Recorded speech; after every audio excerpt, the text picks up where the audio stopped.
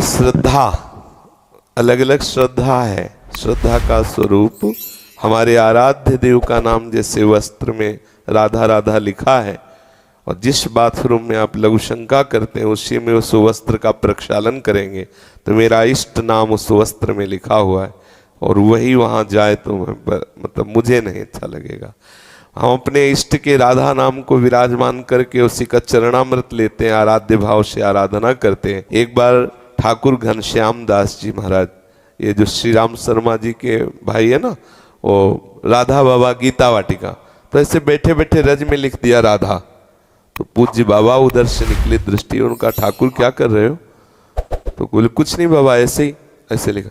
अरे राधा नाम तुमने जमीन में लिख दिया। एक कण भी रज का जो राधा नाम से युक्त हो गया है, अगर उसमें पैर लगेगा तो उपासक की दशा क्या होगी। बाबा बैठ गए, एक एक झाड़ झाड़ करके रज अपने अचले मिली और तुलसी जी की जड़ में जाके ऐसे घेरे में ऊपर जो तुलसी जी लगे वहां डाल, और ठाकुर से कहा कभी ऐसे न लिखना। तो हमारी भावना है कि जो हमारे आराध्य देव का नाम है हम उसको अपने हृदय में गुप्त रखें, अपनी जिह्वा में विराजमान रखें, अपने मानस पटल पे रखें। हम बाहर वस्त्रों में छपवाए नहीं। हम तो झोली में भी जो नाम जप किया जाता है उस झोली में भी निषेध करते हैं, नाम नहीं। वो आप कहीं भी धो करके अगर उसका वो जल हमारे लिए, अगर कहीं झोली में नाम लिखा है या किसी, तो यमुना जी में यहाँ आके धो लो तो यमुना जी करुणामयी है, ठीक है। लेकिन बाहर अपने बाथरूम में राधा नाम अंकित वस्त्र, राधा नाम अंकित झोली आदि ना धोए, ऐसी हमारी धारणा है। क्योंकि हमारे आराध्य देव का नाम आराध्य देव से भी बढ़ करके है।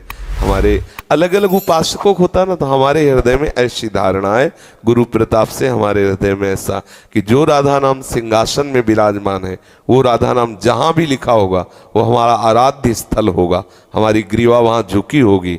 हम अब मानो एक चद्दर है, इसमें हम राधा राधा राधा लिखें, अब हम इसे बाई चांस नीचे पहन लें या ओढ़ लें, पैरों के नीचे वो राधा नाम लिखा है पूरे में, अब वो पैरों के नीचे आ रहा है, हम इतने संभाल के तो नहीं रखेंगे ना।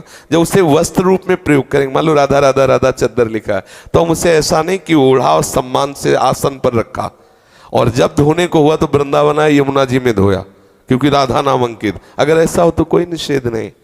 हमारे भावना में है कि हमारे आराध्य देव के नाम से अंकित वस्त्र आदि का जो धोवन वो चरणामृत है, वो कभी ऐसा ना हो कि जहाँ लोग शंका करते हैं उसी बाथरूम में जाए। ऐसा भाव है, भाव से ही सब कुछ होता है। भावोत्सवेन भजताम रस कामधेनु।